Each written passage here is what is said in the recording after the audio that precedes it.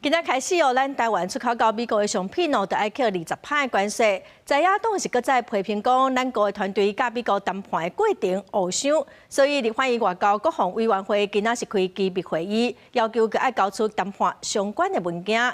有国民党的立委是搁质疑讲，为虾米着爱开秘密会议？民进党的调集委员辛佩阳是表示讲，有一寡保密协定的文件是无法度公开。也毋过哦，互立委伫会议中会当看来进行质询，接受监督。当时海商计划每一次机密专报，我印象有3次哈，都是全程机密。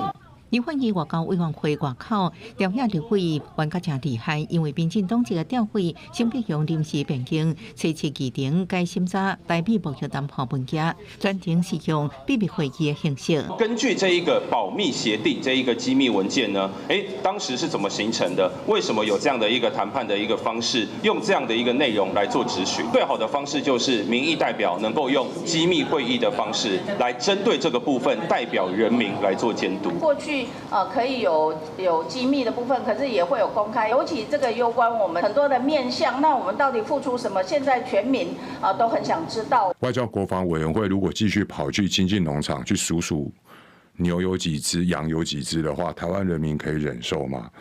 所以做样子啊，今天开一个秘密会议。在野党大力批评民进党政府甲美国谈判关税过程互相，川普佮宣布对未来伫美国生产的半导体扣100%关税，也互在野质疑。政府反应有够慢，无就相关产业面临的冲击，拟定因应策略。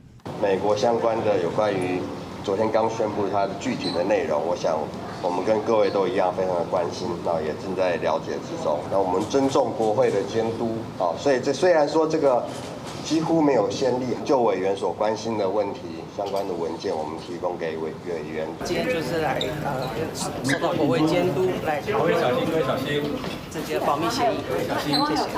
外交部甲行政院经贸办拢表示，尊重国会监督，会提供相关档案，互立委了解谈判内容，以及轮的谈判安排。在美国努力规划当中，记者综合报道。